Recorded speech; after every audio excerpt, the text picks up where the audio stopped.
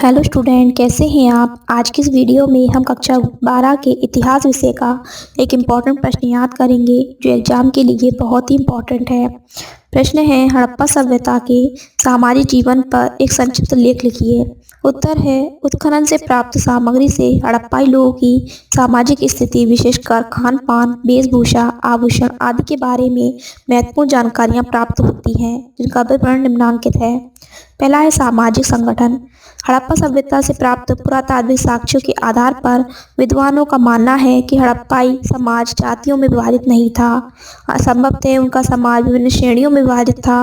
मुख्यतः उनमें 4 श्रेणियां थी। प्रथम, बुद्धिजीवी वर्ग, जिसमें पुरोहित, चिकित्सक और ज्योतिषी आदि सम्मिलित थे। द्वितीय, युद्ध वर्ग, जिसमें सैनिक सम्मिलित थे। तृतीय, व्यापारियों, शिल्पियों, कलाकारों आदि का वर्ग था। चतुर्थ, श्रमिक वर्ग, जिसमें किसान, मजदूर, मछली पकड़ने वाले, गृह सेवक आदि सम्मिलित थे। संभवतः समाज के वर्गीकरण का प्रमुख आधार विभिन्न आर्थिक व्यवसाय थे। अगला है भोजन। प्राप्त सामग्री के आधार पर विद्वानों का यह मानना है कि हड़प्पा सभ्यता के निवासी शाकाहारी और मांसाहारी दोनों प्रकार का भोजन करते थे। इन लोगों का मुख्य भोजन गेहूं, जौ, बाजरा, चावल, दालें, फल, सब्जी, दूध व दूध से बने पदार्थ, मछली और पशु का मांस था। संभवतः गेहूं और जौ को पीसने के लिए चक्कियां नहीं थी, इसलिए उन्हें उंगलियों से कूटकर उनका आटा बनाया जाता था। भोजन को स्वादिष्ट बनाने के लिए ये लोग मसालों के भी प्रयोग करते थे। भोजन को मीठा बनाने के लिए ये लोग संभवतः शहद का प्रयोग करते थे। अगला है वेशभूषा। हड़प्पा सभ्यता के अंतर्गत उत्खनन से प्राप्त मूर्तियों से तत्कालीन लोगों को वेशभूषा के बारे में जानकारी मिलती है। हड़प्पा सभ्यता के स्त्री पुरुष की वेशभूषा प्राय समान थी। कमर से नीचे धोती और कमर के ऊपर बाएं कंधे से दाएं कंधे के नीचे दबने वाला शाल उनके मुख्य वस्त्र थे। वस्त्र ऊनी और सूती दोनों प्रकार के होते थे।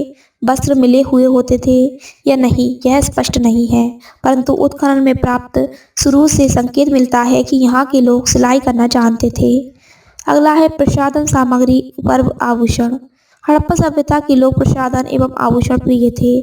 ये लोग विभिन्न प्रकार से अपनी साज सज्जा किया करते थे। स्त्री और पुरुष अपने केस विभिन्न प्रकार से सजाते थे। दोनों ही लंबे केस रखते थे। ये लोग अपने केसों में सोने, चांदी अथवा तांबे के हेयर पिन लगाते थे। संभवतः स्त्रियां चोटी बनाया करती थी। पुरुष दाढ़ी रखते थे, परंतु मूंछों को साफ करने का प्रचलन था। पुरुष उस तरह का प्रयोग जानते थे। स्त्रियां सौंदर्य प्रसाधनों का पूर्णतः अवगत थी। चेहरे को सुंदर बनाने के लिए उन्होंने काजल, सुर्खी व पाउडर आदि का प्रयोग करता आया था। वे श्रृंगारदान और श्रृंगार की मेज का प्रयोग भी करती थी। अगला है मनोरंजन के साधन। हड़प्पा सभ्यता के विभिन्न स्थलों के उत्खनन से कीड़ा तथा मनोविद की अनेक वस्तुएं प्राप्त हुई हैं। इससे ज्ञात होता है कि हड़प्पा सभ्यता के लोगों ने मनोरंजन के विभिन्न साधन थे। उनके प्रमुख खेल गेंद और चौपड़ थे। इसके अतिरिक्त नाचना, गाना, बजाना, शिकार करना, सांडों के युद्ध व मुर्गों की लड़ाई देखना भी इनके मनोरंजन के साधन थे। बच्चों के मनोरंजन के लिए खिलौने बनाए जाते थे जो अधिकांशतः मिट्टी के होते थे। अगला है गृहस्थी के उपकरण।